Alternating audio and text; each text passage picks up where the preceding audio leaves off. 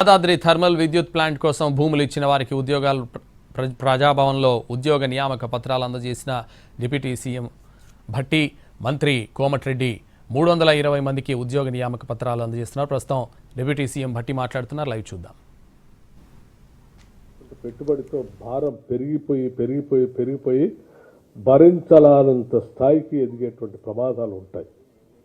ఉదాహరణకి Yadadri power project సంబంధించి 2022 October నాడు ఎన్జిటిలో ఒక స్టే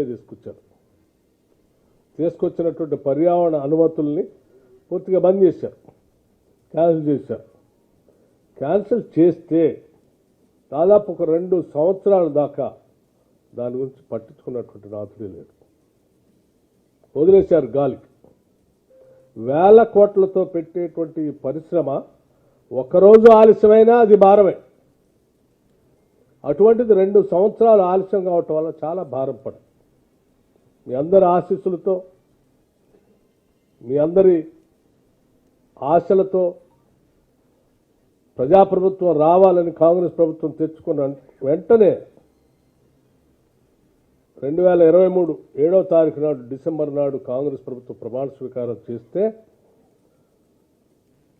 వెంటనే కేవలం 2 నెలల్లోనే దీనికి సంబంధించి రివ్యూ చేసి 2024 ఫిబ్రవరి కాంగ్రెస్ గవర్నమెంట్ ఆనాడు ఆ జిల్లాలో కలెక్టర్గా పనిచేస్తున్నటువంటి హరిచందన్ గారు అనుకుంటా బహుశా వారితో మాట్లాడి ఇది పెండింగ్ ఉండటం వల్ల చాలా భారం పడుతుంది, వెంటనే మీరు అక్కడ ప్రజల యొక్క అభిప్రాయ సేకరణ కార్యక్రమాన్ని తిరిగి తీసుకొని మనం దాన్ని సబ్మిట్ చేసి పర్మిషన్ తెచ్చుకొని ప్రాజెక్టు ముందు పోయే కార్యక్రమం తీసుకోకపోతే ఇంకా చాలా భారం పడుతుందని చెప్పి ఇక్కడ నుంచి రోజువారీగా దాన్ని పర్యవేక్షణ చేస్తూ అక్కడ పబ్లిక్ హియరింగ్ చేపించి ఆ పబ్లిక్ హియరింగ్ వెంటనే పంపించి దానికి సంబంధించినటువంటి పర్మిషన్స్ కూడా తీసుకొని వచ్చి పనులు మొదలుపెట్టే కార్యక్రమాన్ని కాంగ్రెస్ ప్రభుత్వం